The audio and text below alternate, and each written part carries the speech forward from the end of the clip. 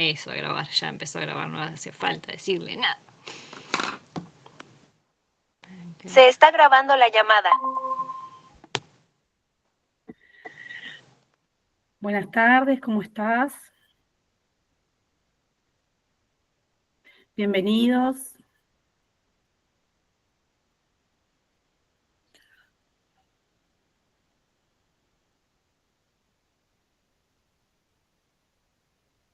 Buenas. En unos minutos damos comienzo a la capacitación.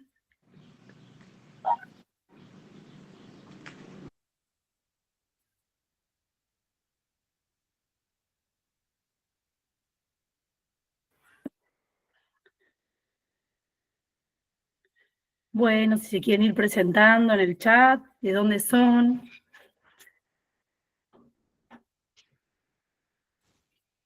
En unos minutos damos comienzo a esta capacitación de la importancia de los aspectos legales en la atención primaria. Si quieren nos van contando, pueden abrir el micrófono, contarnos de dónde son.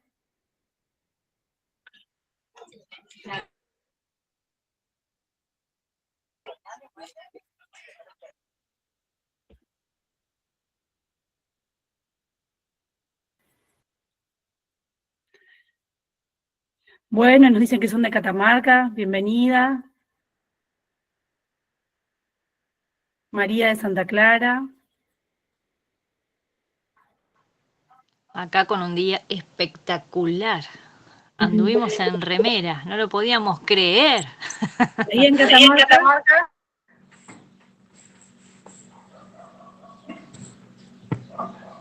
Ahí Ayelén también de Catamarca. Hola, buenas tardes. Yo soy Sole de la provincia de La Rioja. Acá también Hola, hubo mucho Sole. calor. Muy bien, qué lindo. Ya llegó este clima hermoso. Sí, Qué bueno. Bienvenida, Sole. gracias. Un placer.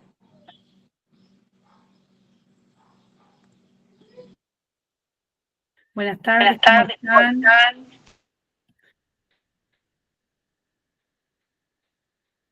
Sole, ¿qué haces ahí en La Rioja? ¿Nos querés contar? Sin vergüenza, estamos Bueno, todos. no, estaba un poco muteada. Yo hago como un poco de todo, les cuento. Si Bien. bien soy educadora en diabetes, trabajo en el Hospital de la Madre y el Niño, soy educadora en diabetes, y esa es una de las funciones. Y en la tarde soy profesora en la universidad, en la Bien. licenciatura de enfermería, y también me desempeño como coach ontológica, y hago talleres en diferentes lugares. Así que por eso un poco de todo. Bienvenida, qué bueno. Gracias. Interesante, nosotros también en el grupo tenemos una coach, Qué bueno. Claudia, no sé si está Claudia Baccaroni, que estaba esperando en la sala para entrar, recién había puesto. Está muy bueno lo que hacen, la verdad. Sí, la verdad es que creo que es una herramienta fundamental para los equipos de trabajo, en lo personal. Sí, la verdad que está muy bueno. Tiene muchas funciones, se puede desempeñar a lo largo de la vida. Muy bueno eso. Sí, la verdad que sí. Muy bien.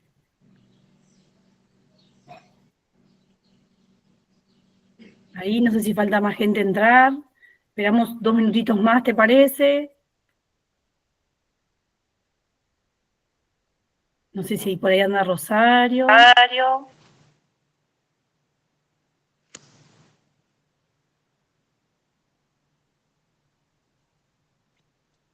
Sí, esperamos unos minutitos más, porque sí, hay mucha gente que todavía no ingresó.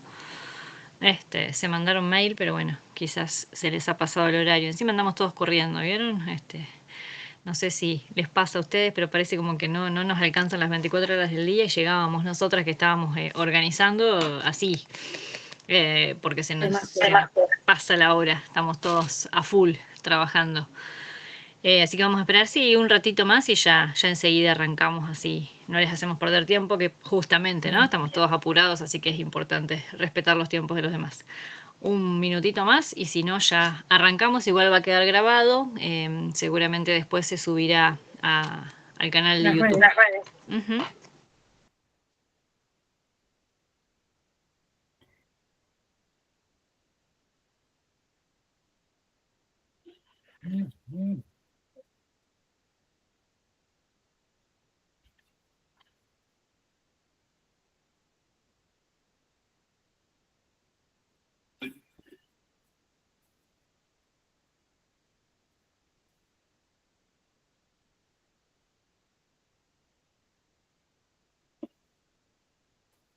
Ahí también tenemos gente de Catamarca. Ayelén, hola. Laura, ¿cómo están?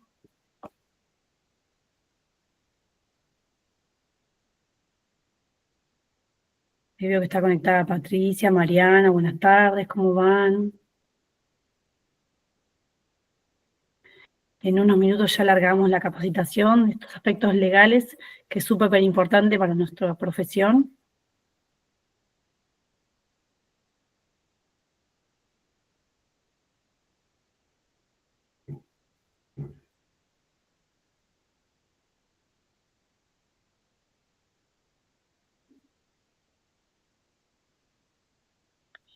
Bueno, me parece que ya es un horario suficiente como para empezar. Rosario, ¿estás por ahí? Bueno, mi nombre es Cintia Alonso, licenciada en Enfermería. ¿Cómo estás, Rosario? Bueno, Buenas tardes. vamos a comenzar esta capacitación. Les presento la Magíster Sosa Rosario, quien les va a hablar hoy de aspectos legales y en la atención primaria de la salud. Vamos a contarles un poco esto que es Rosario, que la verdad, flamante del equipo de la asociación. Ella es magíster en gerencia de administración del servicio de salud, diplomada en educación médica, tiene varias jefaturas, una especialización en docencia universitaria, de disciplinas tecnológicas también, así que la verdad es dejarte...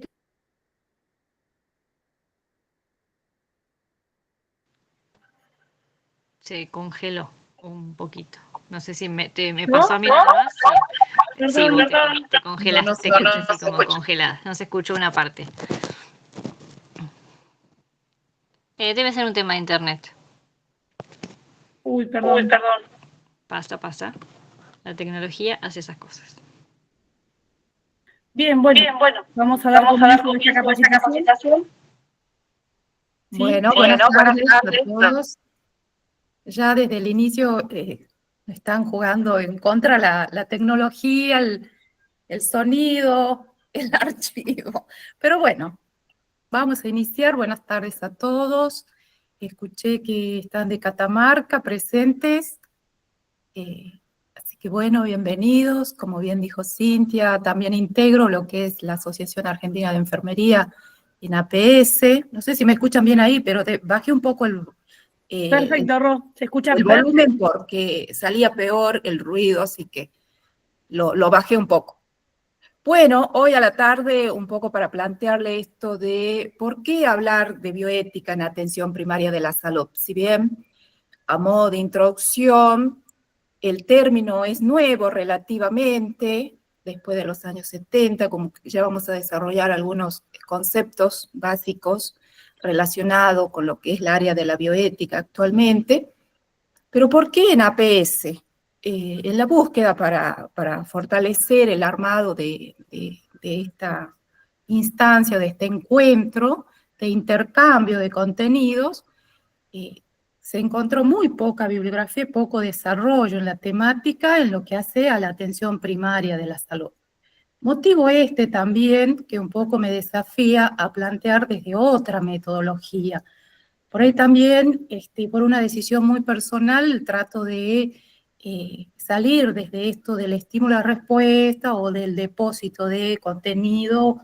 Entonces, buscar otras metodologías nuevas, dinámicas, y entre ello plantearle como objetivo, y como bien se grafica en la imagen, una reflexión, que hoy todos los presentes y a futuro los que vean esta grabación, permitirse una instancia de reflexión a partir de esta pregunta, ¿sí? ¿Por qué hablar de bioética en lo que hace a la atención primaria de la salud. ¿Qué cuestiones creen ustedes esenciales que la podemos marcar como objetivo? Si bien a lo que escuchaba la participación, todos o la mayoría somos profesionales ya en lo que es nuestra ciencia y en otras, entonces el desafío es mayor, ¿no? Entonces entrar a esta instancia de reflexión. Hoy como objetivo principal, reflexionar acerca de por qué hablar de bioética en atención primaria de la salud.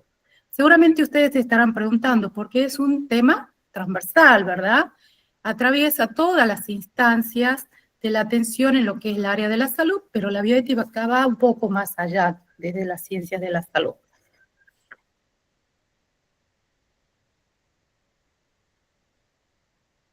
Entonces, nos vamos a ir introduciendo en el tema y en el armado de esta presentación lo miré desde varias perspectivas. Entonces llegué a la conclusión de que es más importante iniciar desde el lugar que nos ocupa, o sea, desde la atención primaria de la salud como integrante de la asociación, ¿verdad? Estoy hablando como integrante de la asociación y también desde mi rol de docente, mirarlo desde la atención primaria de la salud para luego recién llegar a desarrollar lo que es bioética. Entonces, desde este enfoque que todos conocemos, que se realiza a la salud, pero desde la mirada de la sociedad, con el único fin de garantizar el mayor nivel posible de salud. Miren lo que plantea la Organización Mundial de la Salud. La intención de lograr o garantizar el mayor nivel posible de salud y bienestar. Si recordamos uno de los conceptos de salud, vamos a decir que la salud es el perfecto estado de bienestar psicológico, emocional y espiritual, como un todo, como una utopía, como algo muy difícil de lograr o de alcanzar. Bueno, ya este enfoque APS nos está desafiando a garantizar ese mayor nivel posible de salud y bienestar. ¿A través de qué? De una distribución, menciona, equitativa. Esta distribución equitativa ya hace referencia a términos muy relacionados a cuestiones bioéticas, como justicia y equidad constituyendo uno de los principios básicos, ¿verdad? Pero esa distribución equitativa ¿de qué? De recursos materiales, de recursos económicos, de recursos financieros, ¿de qué? De todos los recursos inherentes a esta atención de la salud para la sociedad, ¿sí? ¿Con el fin de qué? De satisfacer las necesidades, pero también así las preferencias, dice. Miren qué ambicioso el enfoque. Las preferencias del individuo, o sea, desde la persona, la familia y la sociedad. Entonces, desde este enfoque, poder analizarlo a través de las dimensiones que lo plantea la Organización Mundial de la Salud. Y acá que estoy intentando hacer es llevarlo a una reflexión desde la perspectiva de APS. En estas tres dimensiones que nos plantea la OMS, tenemos servicios de salud integrados para satisfacer esas necesidades de salud de la persona a lo largo de la vida. Con esto ya nos desafía desde el momento de nacer hasta una instancia de morir. Abordaje de los determinantes más amplios de la salud mediante políticas y actuaciones multisectoriales. Empoderamiento de las personas, las familias y las comunidades para que se hagan cargo de su propia salud. Sabiendo de que el recurso humano enfermero es escaso, entonces, ¿cómo vamos a llegar a lograr todos estos objetivos, estos propósitos que se plantean y que a la vez los encontramos desarrollados en lo que son las políticas públicas que emanan del Estado, ¿verdad? Muy ambicioso. Haciendo un poco de historia, y todos acá lo conocemos, esto se declara en el 1978 ya a través de la declaración de Alma Ata, Salud para Todos en el 2023. Se fue trabajando y reforzando con otros documentos hasta el 30-30-30, Salud para Todos en el 2030, ¿verdad? Seguimos acá desarrollando lo que son contenidos de lo que es APS. En el marco de este enfoque, muy complejo, integral, ambicioso, de mucha utopía, también amerita, ya en el marco del desarrollo, mirar las perspectivas de análisis y qué otras dimensiones entran en juegos, otros elementos, ¿sí? Entran en juegos al momento de mirar desde la perspectiva de la bioética. Entonces vamos a analizar lo que es la persona humana en un proceso de salud-enfermedad regulada por políticas públicas que emanan desde el Estado. ¿Para lograr qué cuestiones? El acceso y la cobertura universal de la salud con la utilización o el empleo o la incorporación de recursos. Entre esos recursos, algo muy importante, el capital humano, ¿sí? Garantizando los derechos del paciente, pero también los derechos del personal y las consideraciones bioéticas. Es una perspectiva muy compleja que nos desafía análisis exhaustivo de cada una de estas cuestiones que por tiempo lo vamos a ir sintetizando. Yo les pido por favor que participen, pregunten, pueden hacer sugerencias, podemos analizar ejemplos de manera que se haga más dinámico. Entre las perspectivas, también desde estos otros enfoques, si me toca en el rol de docente, ¿cómo analizo cada uno de estos elementos? En el rol de investigador, ¿cómo analizo la salud, la enfermedad? Investigo el capital humano, los derechos del paciente. Si me encuentro en el rol de gestor, de enfermero en la atención directa al paciente, ¿tengo tiempo material para analizar cada una de estas perspectivas? Y a la luz de la bioética, ¿me permito ese tiempo, esa instancia de reflexión con mis colegas, con mi superior, con los gestores, con los gerentes, con los administrativos? Hay instancias de trabajo con los pacientes, la comunidad, la familia, la sociedad. Todo ello tenemos como objeto de estudio, como bien lo sabemos, en lo que es el área de la salud, las ciencias sociales, las humanísticas, al ser humano. Que si entramos en un desarrollo filosófico, encontramos una situación muy compleja y de difícil análisis para una solo encuentro, una sola charla. Entonces podemos decir que el ser humano es el individuo que tiene la capacidad de adquirir derechos, pero también así tiene obligaciones. Como persona, como objeto de estudio, como paciente, pero también como ser humano profesional brindando los cuidados. Entonces hacemos esas miradas en ambas circunstancias.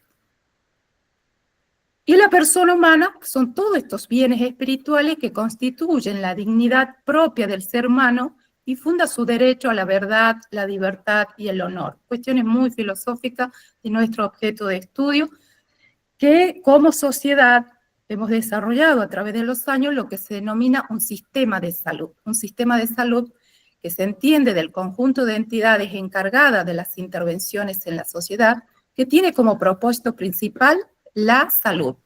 O sea, el cuidado, la atención, la gestión, la investigación desde la salud. Teniendo en cuenta derechos y también consideraciones bioéticas. Entonces vamos a tener normas jurídicas, pero también podemos tener consideraciones éticas, lo que hoy más se trabaja como cuestiones bioéticas. Es así que también nos lleva en la historia a tener que hablar o recuperar definiciones de un término muy importante como es la ética, que bien todos sabemos que deriva etimológicamente del griego que significa costumbre, ¿sí? Y que se refiere a la conducta humana que está establecida en una época o en una región y se la conoce desde la perspectiva filosófica como la ciencia de las costumbres. Aristóteles, en lo que fue la antigua Grecia, trabaja mucho sobre lo que es ética, de hecho desarrolla una de sus obras más importantes, Ética Nicómaco, y él sostiene que es una disciplina filosófica que busca metódicamente a través de la reflexión la justificación de la validez universal sobre la acción que es buena y justa. O sea, a través de la reflexión. Y un poco acá les adelanto para que hagamos la diferencia luego con lo que es la moral. entre ética y moral. Hay dos cuestiones muy importantes. Porque a veces escuchamos comentarios, o alguien no es ético, o para ser ético debe hacer tal cuestión, o se debe comportar de tal manera, pero es una mera opinión que nace desde lo moral. Lo moral es aquellos criterios de actuación que tiene la persona que a la visión de ella le es correcto o incorrecto. Pero como anteriormente ya hacíamos una referencia de que la ética trabaja a través de una reflexión crítica, mientras que la moral se establece entre costumbres, normas y valores, ¿sí? Entonces se va a caracterizar por el contexto, el lugar, lo que puede ser correcto para un país es incorrecto para otro, moralmente aceptable o no, ¿sí? Hay lugares donde se castiga, por ejemplo, a la mujer por un adulterio, hasta llegar a la muerte. Para ello, y en ese contexto, es normal, mientras que en otras situaciones y en otro lugar no lo es. Ahí, con ese ejemplo, estamos graficando lo que es moral. Mientras que la ética, ¿qué es lo que pretende? Que a este comportamiento de las personas se analice, se fundamente racionalmente.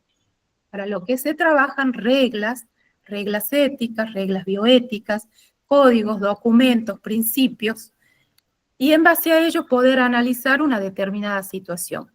La moral varía según cada sociedad, mientras que la ética es una teoría de reflexión que pretende universalidad, que sea válido en todo el universo, ¿no? ¿Cuáles son las fuentes de la ética? Por un lado, la razón humana, que esta va a constituir la primera fuente y quizás la más importante, que es conocer claramente algunos principios morales ciertos o universales y deduce de otros principios que se van a derivar de estos generales.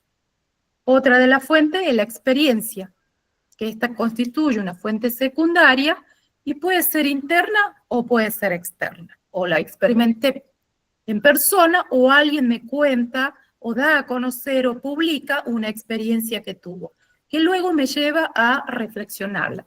La otra fuente es la historia. La historia amplía incalculablemente el campo de nuestros conocimientos y de las experiencias. Como ustedes bien conocen lo que es la historia de la ética, cuando se inicia en la antigua Grecia, lo desarrollado o lo trabajado, Sócrates, Platón, Aristóteles, ¿sí? Después Kant con la dignidad humana, en la historia medieval, donde constituye algo muy importante lo religioso, lo bueno, lo justo, pero desde esta mirada religiosa, ¿sí? Y así va avanzando y van cambiando estas nociones y cómo se teoriza en la ética. Para hablar de lo que es el tema central, que es bioética, y contarles un poco cuándo y qué es lo que nos llevan a los profesionales de la salud a tener que hablar, desarrollar y escribir acerca de ella, amerita algún análisis de la historia. ¿Ustedes conocen cuándo y por qué se comienza a hablar de bioética en ciencias de la salud?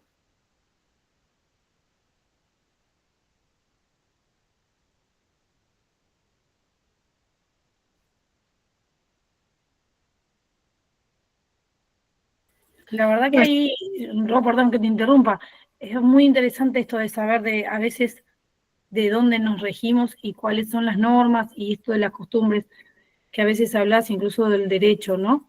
Y de dónde surge la bioética y cómo surge, la verdad que en mí, la verdad me dejas un interrogante muy importante hoy. Bueno, veamos. ¿Alguien más? Gracias, Cintia.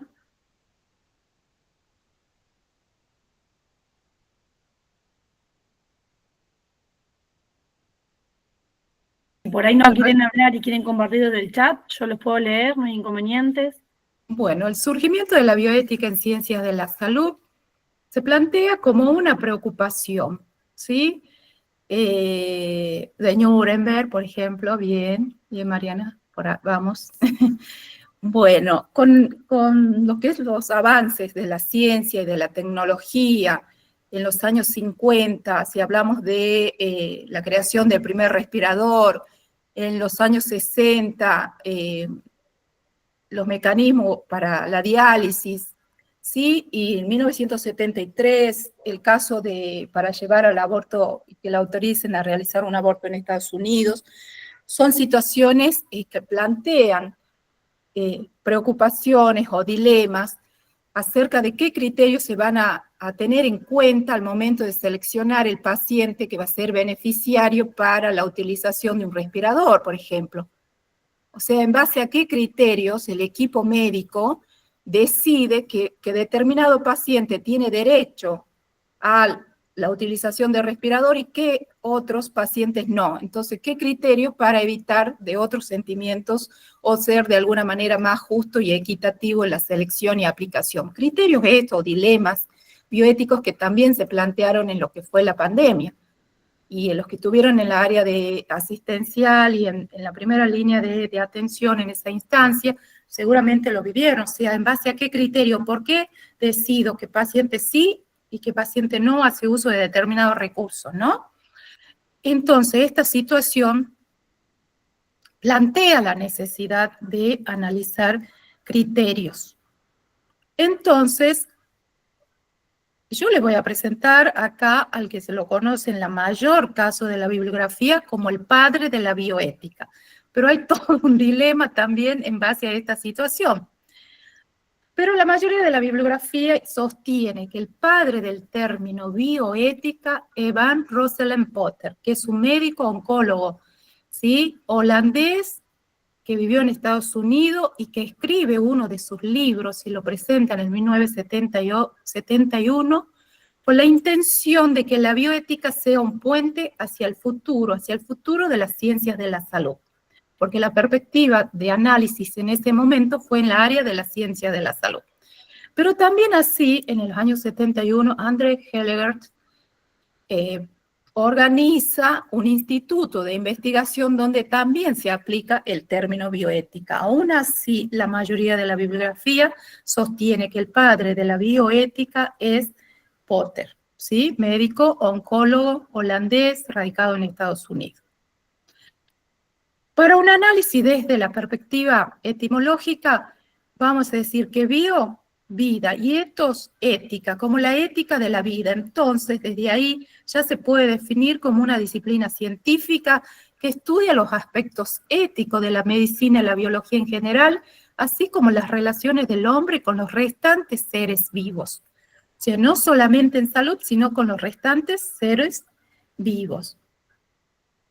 También el Instituto de Bioética, en su enciclopedia, va a definirlo como el estudio sistemático de la conducta humana en el campo de la ciencia de la vida y la atención de la salud, dentro de los valores y principios morales. Y la bioética no entiende una actitud moral concreta, no viene a lo moral, ni busca ofrecer respuestas determinadas y definitivas. Huye de los posicionamientos morales extremos, pero busca una reflexión fundamentada, crítica y argumentada que se centre en la singularidad de la situación concreta. Y yo acá busqué una imagen. ¿Qué cree que se relaciona desde la atención primaria de la salud y desde la mirada de la bioética con esta imagen? ¿Qué le lleva a la mente? ¿Qué le lleva a pensar? Yo sé que las cuestiones filosóficas no les gustan mucho. Lo entiendo. Esa es mi única frustración que tengo, no haber terminado el profesorado en Filosofía y Ciencia de la Educación. Por ahí esto de que cuánto hay de extramuro, ¿no? Cuánto salimos a trabajar, incluso en campo. Cuando hablas esto incluso del derecho a la salud, ¿cuántos tienen acceso a ese derecho, no? Bien. Y Creo quizá que acá también en uno de estos valores, de llegar hasta el domicilio, de poder observar las características, las condiciones, cómo brindo educación para la salud si no conozco el contexto. Entonces, ¿qué otros valores humanos tienen ellos? ¿Qué trabajan? ¿Cuáles son los principios morales que contemplan? Porque miren, hay principios morales que son muy limitantes también para el cuidado de la salud.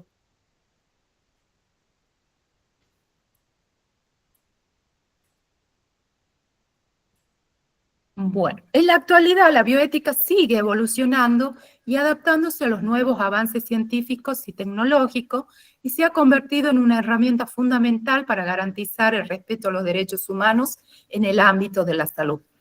Sigue avanzando hasta, ahora también hablamos de derecho y también de bioética, hablamos de la bioética en el medio ambiente, en el cuidado del medio ambiente, la bioética y el cuidado de los animales.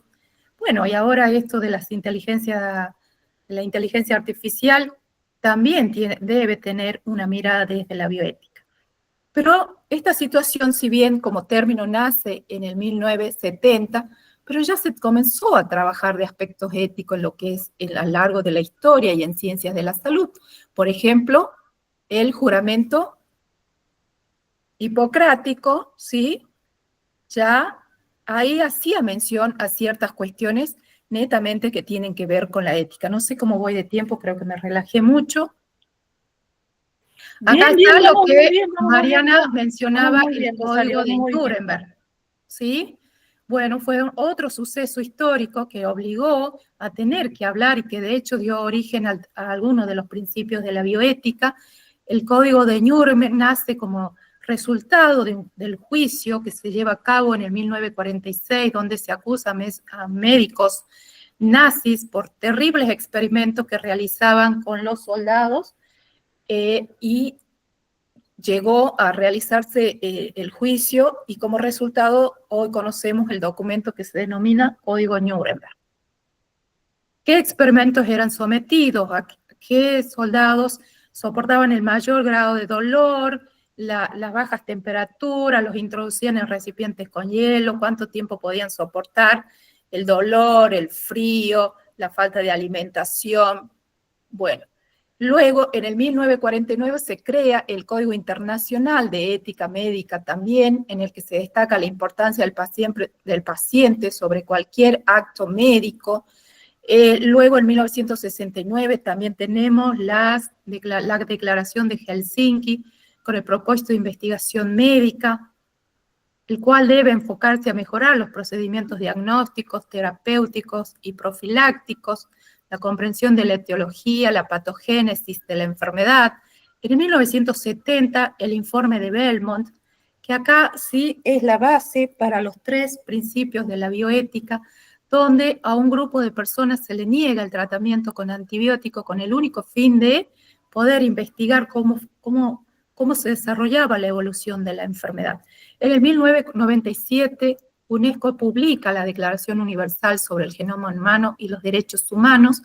Ya en el 2005, en Madrid, la Conferencia Mundial de Bioética, en la que se discutieron temas como la clonación, la reproducción asistida y la eutanasia.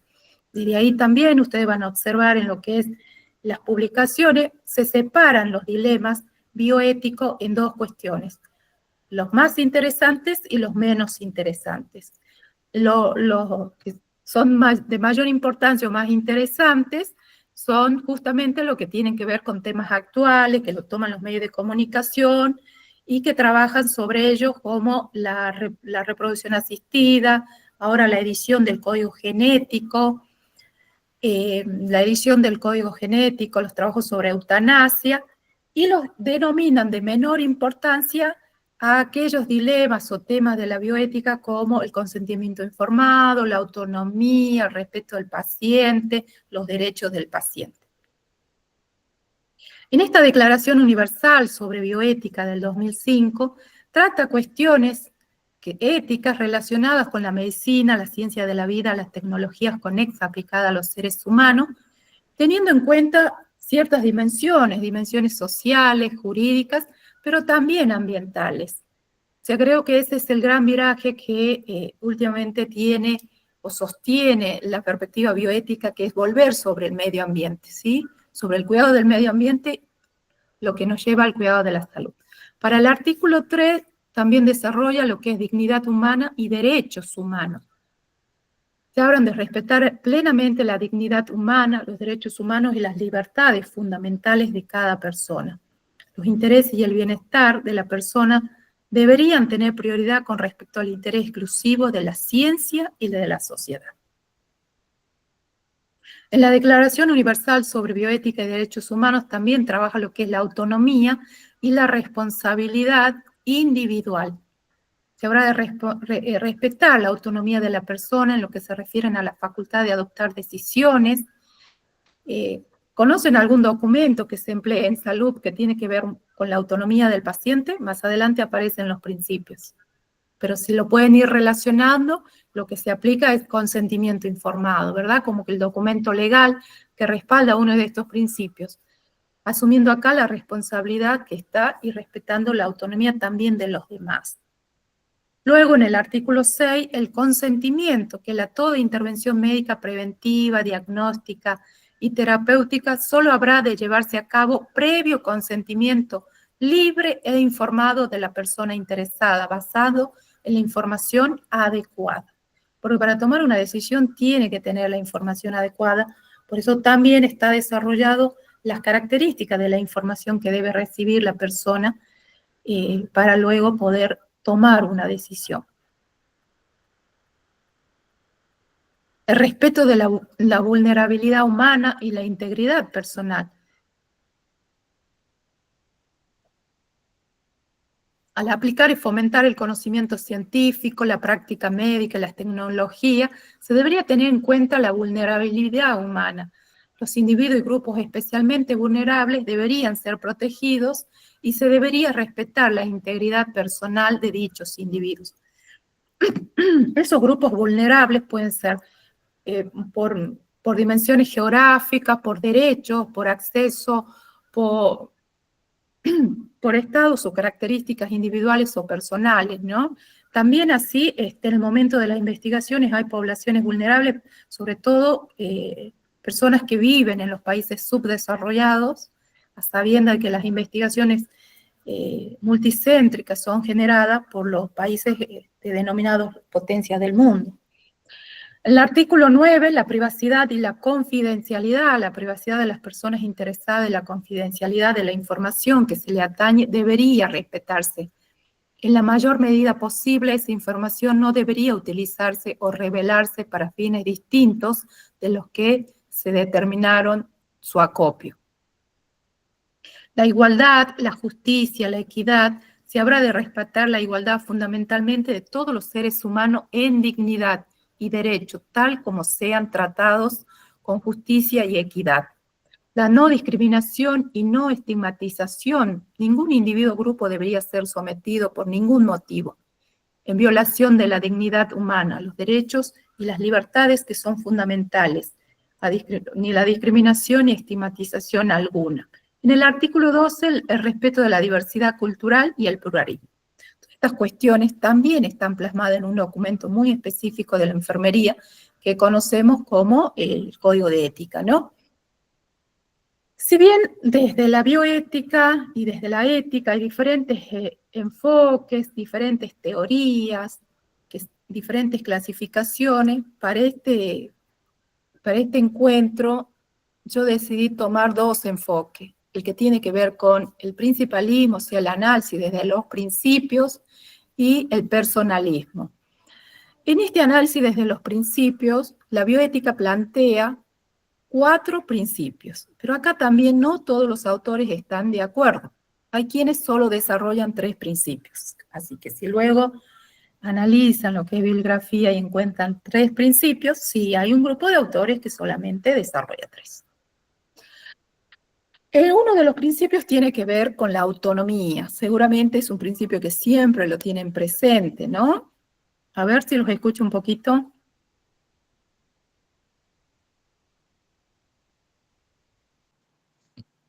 Sí, me parece que se habla mucho de la autonomía de las personas, pero después por ahí, trabajando, uno ve que no hay un esfuerzo real para que la persona sea autónoma. Esto yo a veces lo veo cuando, por ejemplo, la persona cuidada pregunta qué se le está administrando y las respuestas que recibe muchas veces son lo que indicó el doctor o lo que tiene indicado, o ¿sí? No se trabaja realmente en educación como para que la persona pueda ser autónoma. Me parece que en eso nos falta mucho por delante todavía como para que las personas realmente puedan ser autónomas y que realmente sepan los cuidados que tienen que tener con sus patologías o si no tienen patologías, si están sanos, para mantenerse sanos. Todavía hay muchos lugares donde yo transito mis actividades, donde se ve que el conocimiento es poder y no lo quieren compartir ese conocimiento, y no sé, por lo menos es algo de mi experiencia, quizás otras personas me dirán que no pasa, ojalá que sí, pero donde a veces inclusive la persona quiere recibir información acerca de la diabetes, acerca de la hipertensión, acerca de su dieta, acerca de dónde conseguir turnos, acerca de sus derechos, y muchas veces lo que encuentra son puertas cerradas, ¿sí? No, justamente yo había puesto en el chat si había alguna noción de que haya un esfuerzo real para lograr esto de la autonomía de las personas, que me parece que la educación es fundamental, porque si las personas no saben acerca de lo que les está pasando, es muy difícil que puedan tomar decisiones y que puedan hacerse, que puedan empoderarse y que puedan hacerse responsables de su propia salud. Si no saben, si no les damos las herramientas, si no les damos con qué. No sé, esa es lo que me parece a mí, transitando a veces hospitales e inclusive lugares que se dedican a educación, donde esto de compartir el conocimiento, como estamos haciendo ahora, no es tan común. Bien. Bien. ¿Alguien más?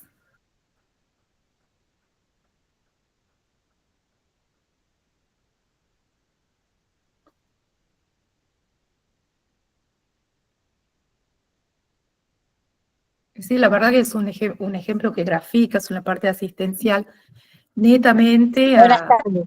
Sí, Sí, quería decir lo mismo, que como se dice, el conocimiento es poder. Por lo tanto, muchas veces todavía se sigue eh, repitiendo ese modelo médico hegemónico que es de ser paternalista con los pacientes.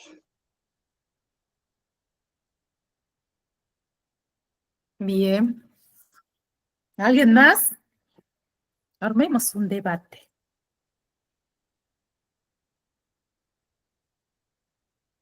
Por ahí estoy muy de acuerdo con lo que te dice Mari, esto de cuánto es el derecho y cuántos a veces tienen acceso a la información correcta y no tienen alcance. Uno nota eso, que todavía cuesta mucho llegar a una información correcta de diferentes aspectos, no solamente de un tratamiento, una nutrición, de una consulta. Les cuesta mucho obtener la información. Esto que por ahí hablas de un consentimiento informado, hay lugares que todavía cuesta esto. Parece que Mari se puede acordar ahí del hospital materno, estando en Mar del Plata nosotros, el consentimiento informado de la internación hace muy poco que se instaló en una historia clínica. Sí, en realidad muchas veces se hace firmar un consentimiento donde en realidad no es informado, porque no hay información real, ¿sí? A mí, yo también, para sumar al debate, es algo que me pasó hace un par de años, que tuve un problema de salud, me vinieron y me trajeron 3 comprimidos y me dijeron, tomátelos. Entonces le digo, bueno, pero ¿qué me estás dando? La persona que me los estaba dando se enojó mucho y me dijo, pero vos qué te pensás, que yo te quiero matar, tomátelos. Por supuesto que no sabía que yo soy enfermera ni que soy docente, ni mucho menos, ¿no?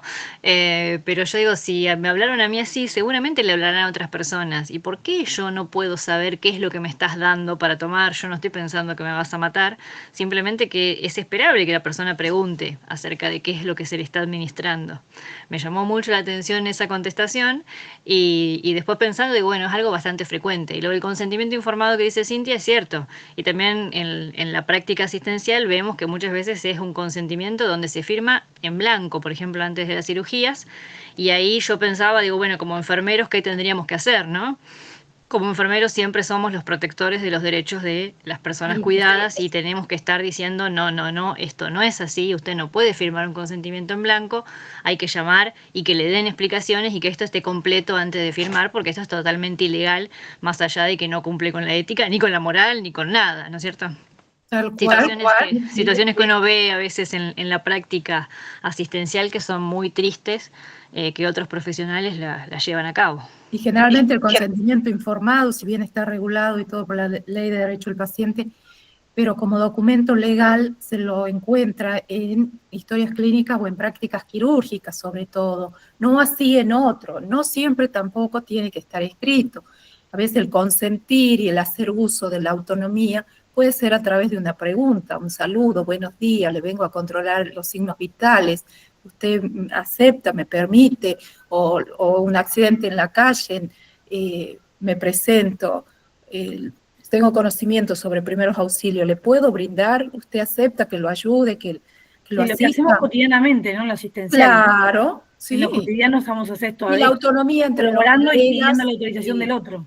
la autonomía entre los colegas, el principio de autonomía para con el jefe con los empleados, el gerente con el resto del equipo, es muy difícil, ¿sí? Venimos de programaciones neurolingüísticas muy cerradas y por ahí no nos permitimos una apertura, una reflexión, pero traemos varias conductas que están instaladas y es difícil trabajarlas, reflexionar y cambiarlas.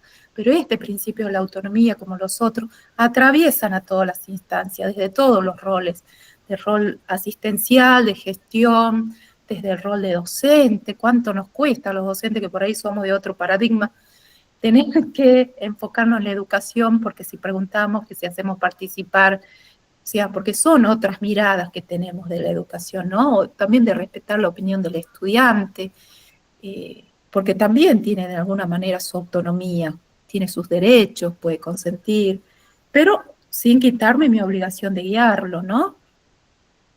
Son temas transversales.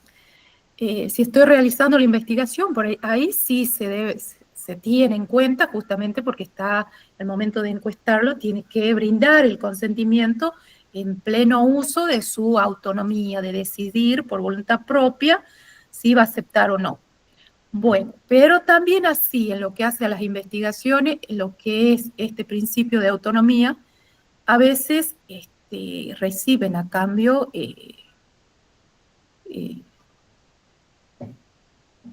dinero los participantes, cuestión que está prohibida porque eso anula este derecho, ¿no? Bueno, eso es lo que es el principio de la autonomía. Y la beneficencia es esto de no hacer daño, de procurar el máximo de los beneficios, logrando el mínimo posible de daños. Y también este principio nace a partir de lo que surgió en el juicio de Nuremberg, íntimamente relacionado con el principio de la autonomía. No maleficencia, que es el derecho de toda persona a no ser discriminada por consideraciones biológicas, por raza, por sexo, por edad, por situaciones de salud. Este principio también está plasmado en lo que hace al preámbulo en el Código de Ética de Enfermería. Determina el correspondiente deber de no hacer daño, aun cuando el interesado lo solicite expresamente, ¿no? Bueno, ahí también otro de los dilemas es en el caso del aborto, ¿no? Que luego, bueno, se sigue trabajando, se avanza desde lo jurídico, pero también amerita este análisis desde la bioética. Lo que hace a la justicia y equidad como otro de los principios, define el derecho de toda persona a no ser discriminada también por consideraciones que pueden ser culturales, ideológicas, políticas, sociales o económicas. Miren ustedes, si en una situación de un paciente hospitalizado y quiere traer la imagen de la Virgen del Valle, digo porque estoy en Catamarca, por sus creencias religiosas, y la enfermera o el médico o el personal o el profesional del equipo de salud le dicen no. Entonces, ¿a dónde está el respeto a la persona? También, sí, Mirta. Ahí podés hablar, Patricia. Se tocó sin querer, disculpe. Bien. Claro que se toca la mano. Levante la mano. Esto por ahí cuando hablas, Rosario, qué importancia de la cultura, ¿no? Cuánto tenemos que respetar la cultura del otro. Y incluso no solo en imágenes, sino en a veces costumbres, ¿no? Claro, y que también si brindo como estratégicamente para la promoción de la salud en lo que hace educación, esa enseñanza que le brindo a la persona para el autocuidado tiene que estar contextualizado. Y desde esto, desde la cultura, desde el lugar donde habita, qué elementos, con qué disponibilidades físicas tiene, no desde la perspectiva del profesional que quizá está en capital y Que a dispone veces lo de que todos tenemos los que valorar es recursos. ese contexto, ¿no? Donde vamos a desarrollar ese cuidado o a esa educación, ¿hacia quiénes? Claro. Bueno, y desde un enfoque personalista más, desde este enfoque ya hace referencia a lo que es la dignidad de la persona, ¿sí? Término muy trabajado por el filósofo Kant, quien sostiene que el ser humano, que el hombre es un fin en sí mismo y no un medio para el uso de otros individuos, lo que lo podría convertir en una cosa, en un objeto. Y la primera actitud que sugiere la consideración de la dignidad de todo ser humano es el respeto y el rechazo de toda manipulación. Frente a él no podemos comportarnos como nos conduciríamos ante un objeto, como si se tratara de una cosa o como de un medio para lograr nuestros fines personales. Realizo una investigación de una nueva droga, selecciono 2 grupos, uno aplico la droga, el otro placebo, y ahí la dignidad de la persona no se tiene en cuenta. Bueno, esto se lleva a cabo y lo realizan los laboratorios, ¿no? La dignidad del paciente no se ve disminuida por deficiencias que puede tener de índole física, psíquicas, ¿sí? O por algún accidente. No, es inherente a esta característica de ser una persona. Y acá yo agregué esto, y la dignidad del profesional de salud en APS, porque también es un ser humano, y siempre miramos la dignidad del paciente, pero la dignidad de la persona, del profesional, del contexto laboral, bueno, este es un tema complicado, de los salarios, de la remuneración, es equitativa con su formación, con su tarea, el respeto a las opiniones en la elaboración de las políticas públicas, de institucionales, provinciales, nacionales. Eso amerita otra charla. Bueno, enfermería se le ha concedido desde el principio la máxima dignidad profesional, y es que en ella depende la mejor o peor asistencia a los enfermos y el mismo funcionamiento del sistema de salud. Se está escrito, todo lo dicen, pero ahora en la realidad, cuando hace falta son los esenciales, lo más importante, y luego quedamos ahí. Para acrecentar la dignidad y el prestigio de la enfermería, han asumido ese papel o ese rol lo que son los colegios profesionales. ¿A través de qué? De la redacción de ciertos documentos que tienen que ver con el código ético, que lo que hacen como asociaciones es defender también estas consideraciones éticas que con el fin de cuidar lo que es la dignidad de la persona, la dignidad del profesional. En esas normativas que acompañan la bioética tenemos al Código de Ética propuesto por el Consejo Internacional de Enfermería, el cual se va actualizando, el último que tenemos y que lo pueden descargar si escanean este código QR es del 2021. Acá que trabajamos, bueno, un conjunto de principios y valores, ¿sí? Razonables que van a guiar al profesional para que su desempeño se mantenga una calidad moral, humana, científica y técnica. Esto se trabaja en conjunto, ¿no? Entre todos los profesionales y luego entre todas las asociaciones específicas de enfermería, de primer nivel, de segundo nivel y de tercer nivel, que hasta que llegamos al Consejo Internacional de Enfermería. Bueno, eso todos conocemos. ¿Qué establece el Código de Ética? Bueno, vamos al núcleo central y a los apartados en sí. Siento que ya me pasé del tiempo. Y lo separa en capítulos. Y vamos a tener por un lado lo que son las enfermeras y los pacientes u otras personas que requieren cuidados o servicios, las enfermeras y la práctica, las enfermeras y la profesión, las enfermeras y la salud global. Acá sí les propongo debate, porque así es más rico. Las enfermeras y los pacientes u otras personas que requieren cuidados o servicios. y divide, esta es una síntesis, porque está más desarrollado en el documento. A manera de ejemplo, si miramos desde lo asistencial, los líderes y los gestores, decimos que dispensar cuidados focalizados y culturalmente apropiados que respeten los derechos humanos y sean sensibles a los valores, a las costumbres y creencias de las personas, sin perjuicio ni discriminación injusta. De esto ya habíamos dado algunos ejemplos, ¿verdad?, de que debe ser siempre contextualizado. Ahora, desde esta perspectiva de enfermeras, docentes, investigadores, ¿qué hacemos? Integrar en los planes de estudios contenidos que tengan que ver con las normas culturales, la seguridad y la competencia. También ética, derechos humanos y equidad, ¿no? Todo lo que hace a estos contenidos, y lo tenemos porque la currícula y los cambios que sufrió después del 2016, con la nueva resolución, están establecidos en la malla curricular. Y desde también muchos los derechos, ¿no?, del estudiante. También se trabaja sobre los derechos de los estudiantes y por suerte todo esto se está trabajando en esta perspectiva. En cuanto a las asociaciones nacionales de enfermería, elaborar lo que son las declaraciones de posicionamiento, estándares de la práctica y las directrices que sostienen los derechos humanos y los estándares éticos, ¿sí? Ocurre una situación determinada y poder desde la asociación, que tiene una mirada colectiva, publicar y defender los derechos inherentes a los profesionales colegiados.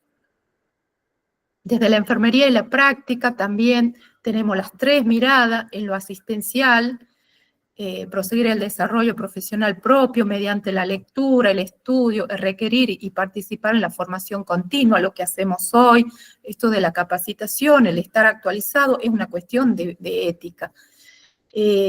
Poner en marcha una formación continua, la participación en gobernanza del centro de trabajo, de los sistemas de desempeño profesional y evaluación y renovación sistémica de la licencia para ejercer, monitorizar, promover y evaluar la adecuación del perfil competencial desde la docencia, facilitar el aprendizaje sobre el valor y la obligación a lo largo de la vida, ¿sí? Y la competencia para ejercer.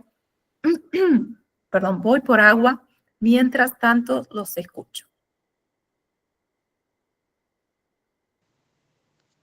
Sí, yo lo primero que miraba era las enfermeras, ¿no? Como que todos los ítems arrancan hablando en femenino. Como todavía nos cuesta incluir les, otros pronombres, ¿no? Y bueno, dentro de estas competencias creo que hay muchísimo para trabajar, también con lo que decía Rosario con respecto a la función del colegio profesional, y que en la provincia de Buenos Aires no tenemos colegio profesional todavía. O sea, ahí todavía tenemos la provincia que tiene el 80% de la población del país, no tenemos colegio profesional enfermero. Es un asunto pendiente. Entonces, cuando hay dilemas éticos, no tenemos un colegio a veces que nos esté representando. Qué importante sería, ¿no?, poder llegar a tener eso. Ustedes en Catamarca tienen, y en varias provincias hay. No recuerdo ahora todas las provincias en las que hay, pero bueno, en la provincia de Buenos Aires justamente no tenemos colegio. Sí, Córdoba tampoco, justamente llegaron una instancia hace poco de... ¿Me escuchan bien? Bárbaro. Pero me escucho. Bueno, y los mismos colegas salieron a realizar publicaciones en contra de los colegios. Así que quedó con la primera reunión y la presentación del proyecto, tengo entendido, pero está detenido. Tucumán también, que lleva más de 10 años, Córdoba creo que llega a 30 años trabajando en esto de lograr un colegio, no puede también, por cuestiones que tienen que ver con los mismos colegas. Hemos trabajado tanto, hay tantos documentos, que si ustedes después lo van a leer, y aparte van a profundizar en la temática y todo lo demás, hemos trabajado tanto, pero nos cuesta llevarlo a la práctica desde cada uno de los lugares, ¿no? Desde las asociaciones, desde el rol como docente, desde desde la investigación, desde la atención directa al paciente, desde la educación para la salud. Mira, ahí justo están Trabajado contando, muchísimo. Rosario, Sí, que Catamarca cuenta con el colegio, sí. Isaías Yelén, que dice en particular, me llama la atención que nuestra provincia de Catamarca permite que el técnico superior en emergencia médica desempeñe la función de enfermería como cuando no está legalmente habilitado. En La Rioja cuenta con un colegio. Sí, La Rioja sí. Bueno, ahí está también otra cuestión que tiene que ver con las responsabilidades profesionales, y en ese caso hablaríamos de intrusismo, porque si realiza otro profesional las actividades que son propias de la enfermería, ¿no? Está establecido en la ley del ejercicio de la enfermería. Bueno, también acá, desde las asociaciones, participar y promover en políticas nacionales para la formación de enfermería de alta calidad y requisitos formativos para la autorización continua para ejercer.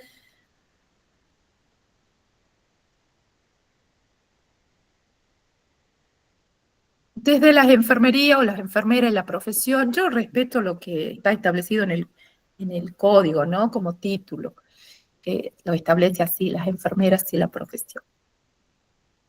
En lo asistencial, bueno, colaborar con los colegas para sostener la realización, la difusión y el uso de estudios de investigación sobre cuidados al paciente, la enfermería y el entorno y la salud, promover la participación en las asociaciones nacionales de enfermería para generar solidaridad y cooperación con el fin de promover condiciones socioeconómicas y laborables favorables para los enfermeros.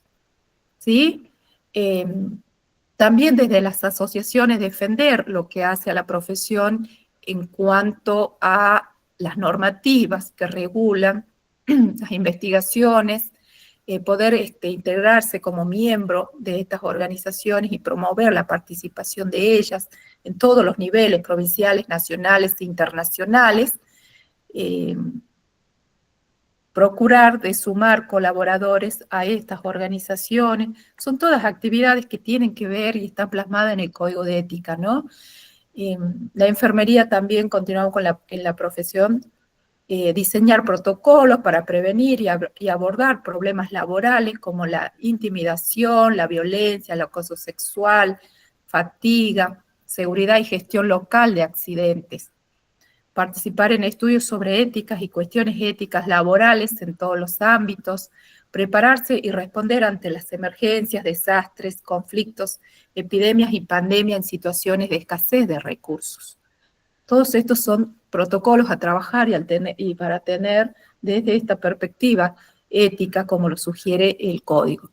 Desde la docencia, enseñar a detectar entornos de trabajo poco saludables y habilidades para desarrollar comunidades y resilientes y laboralmente sanas. También acá tenemos mucho para trabajar, realizar investigaciones en cuanto a los entornos y a las prácticas éticas de toda la profesión, garantizar que los planes de estudios contemplen elementos esenciales del cuidado de las personas y las poblaciones en entornos de alto riesgo y complejidad. Desde la perspectiva de asociaciones nacionales, influenciar y presionar y negociar a favor de condiciones de trabajo justas y decentes, elaborar declaraciones de posicionamientos, de posición y directrices para tratar cuestiones relacionadas con el lugar de trabajo. Que eso hace referencia al entorno, a los ingresos, al salario. Presionar a los gobiernos, ¿no? A las organizaciones y a los representantes para defender estos también, que son derechos propios como profesionales, pero como personas para una vida digna. Los enfermeros actualmente, en su mayoría, tienen que realizar 2 trabajos y creo que a veces 3 para llegar a un sueldo digno que nos permita vivir de acuerdo a la satisfacción de las necesidades, ¿no? Entonces ahí la dignidad de la persona, el descanso, el autocuidado está hipotecado. Las enfermeras y la salud global es el participar en los esfuerzos a favor de los derechos humanos, cómo prevenir y detectar el tráfico ilegal de personas, ayudar a las poblaciones vulnerables impartir educación universal y mitigar el hambre y la pobreza. Son cuestiones muy amplias a trabajar que propone el Código de Ética y muy difíciles de lograr si no se hacen en equipos que sean interdisciplinarios y que también impacten en lo que son las políticas públicas. Enfermería muy pocas veces está sumada en estas cuestiones más generales y sobre todo en la asignación de recursos económicos, en cualquiera de los ámbitos, ¿no? En la atención directa, en un nosocomio, para las investigaciones es difícil conseguir los fondos, generalmente los docentes investigamos y no cobramos nada, nada a cambio por eso, o sea, son cuestiones que como que están plasmadas desde esto, desde la vocación. Las Sí, asociaciones... no remunerativas, digamos, ¿no? ¿Cómo? Claro, no remunerativas de alguna manera. No remunerativas, Uno lo hace ¿sí? por querer hacerlo, ¿no? Y que demanda muchísimo tiempo, muchísimo esfuerzo. Mucho. ¿Y por qué no nos preguntamos por qué no tenemos derecho a cobrar como todas las otras profesiones? ¿Qué le pasa a enfermería que no logra posicionarse en distintas áreas? Por ejemplo, no participa en políticas de salud, que es tan importante, porque si no, son las otras profesiones o son las otras personas quien van a dictarnos de lo que tenemos que hacer nosotros sin saberlo. ¿Quién más o mejor que una enfermera para estar en políticas de salud, para dar políticas a las enfermeras o al colectivo? Tal cual, hay que seguir trabajando el empoderamiento de las enfermeras. Sí, sí, porque hay muy poca, casi nula participación en los estamentos de decisión, o sea, en el poder legislativo. ¿Cuántas enfermeras tenemos? Creo que 2. Diputada nacional, creo, que una vez hice esa búsqueda.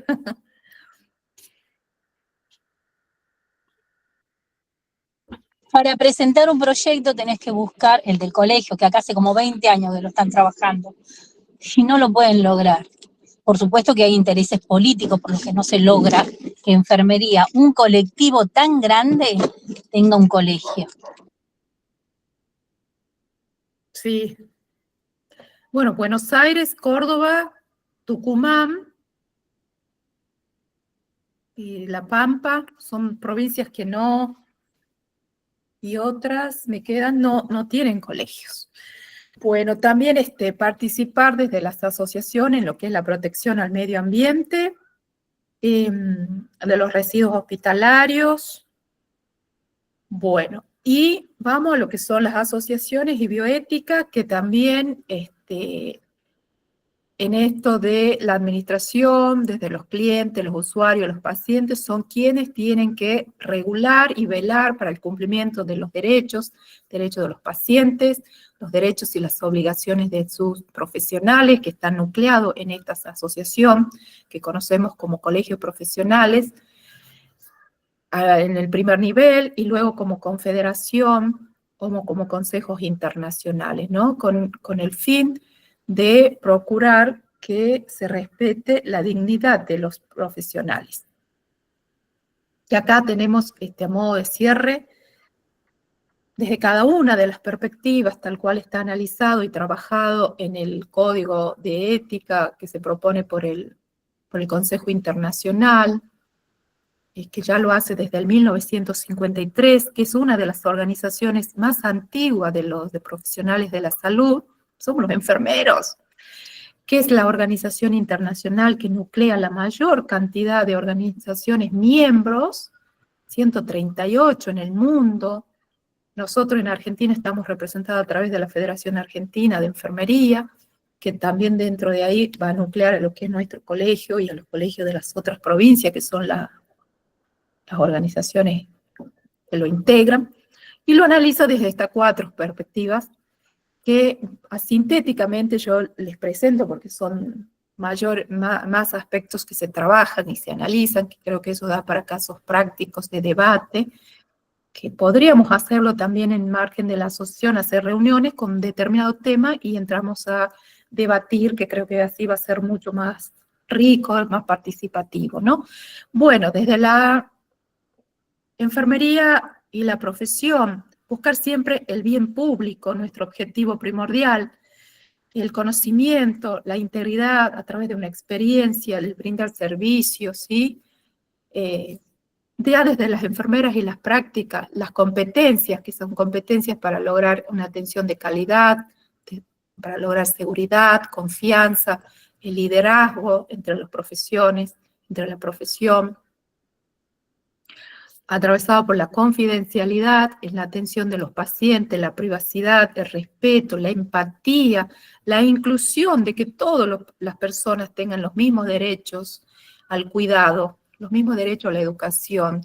Y a través de ello estamos cuidando la dignidad, la compasión, la capacidad de reacción, la equidad de esos servicios, de acuerdo a las necesidades, poder disponer de la atención de salud. Siempre a través de la solidaridad, la justicia, la colaboración, la responsabilidad, ¿sí? Desde la enfermería y la salud global. Bueno, esto es muy complejo. Y para cerrar, la salud humana es un reflejo de la salud de la Tierra. Ahora, enfermería creo que debemos mirar con mayor énfasis desde toda esta perspectiva al cuidado del medio ambiente. Y por ende también estamos cuidando la salud de cada una de las personas. Muchísimas gracias. Desconozco el tiempo. La compu se termina la batería. Ay, no, Rosario, por favor, qué interesante, qué importante, ¿no? ¿Cuánto debemos todavía trabajar? Bueno, ahora sí los quiero escuchar porque los puedo ver.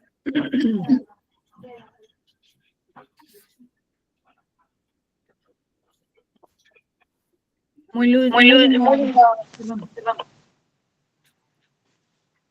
Sí, muy interesante, me parece que da para, sí, si uno se pone a debatir y hablar de casos particulares y de casos, podríamos armar un debate que llevaría horas, ¿no? Hay mucho, desde, como decía Rosario, desde la concepción hasta la muerte y hasta el después de la muerte, ¿sí? Muchas veces hablamos con los estudiantes de esto de la dignidad humana y de cuidar inclusive una vez que la persona ya falleció, que sigue siendo una persona que merece ser tratada con dignidad, que no porque ya no esté viva pueden hacer cualquier tipo de práctica con ella, porque sigue teniendo la dignidad por ser un ser humano. Todo esto que planteaba, ¿no, Rosario, con respecto a los óvulos que quedan fecundados, cuál es el... ¿Sí? Ahí se inició la vida, qué pasa con esos óvulos cuando no se usan. Hay muchos debates que es muy interesante, muchas cosas que surgen en las clases y que surgen en la práctica diaria, ¿no? Que les voy a contar, somos todos enfermeros o estudiantes de enfermería y vamos viendo que muchas cosas nos van a despertar algún dilema ético que no sabemos muy bien cómo resolverlo. Y bueno, esto de... Ustedes los que trabajan en NEO también tienen ese problema porque son la voz de los niños que no tienen voz. Exactamente, cuando se trabaja con niños, que también hay que respetar los derechos. Ahora está, por suerte hay mucha legislación nueva que se habla de los derechos de niños, niñas y adolescentes, entonces ahí hay un poco más de protección. Claro. En el Código Civil, pero como todo, ¿sí? Como muchas de las cosas que escuchábamos, está hecha la ley y a veces no se respeta. Entonces, sí, la importancia... No hay controles, porque la Ley Nacional de Enfermería, la 24.004, no se cumple. ¿Quién controla que se cumpla? Yo tengo una coordinadora auxiliar. Claro. Claro, estás trabajando bajo dependencia de una persona con un grado menor de formación. No debería pasar eso. Menor, no, 2, 3 grados menor. Claro. Entonces no debería pasar eso. Y con respecto a sí, hay un montón. ¿sí? Muchísimo. Hay un montón para trabajar, es muy, muy interesante. Y bueno, nosotros desde la asociación siempre trabajamos en escucharnos, formarnos, dialogar. También cuando surgen este tipo de situaciones, tener una postura.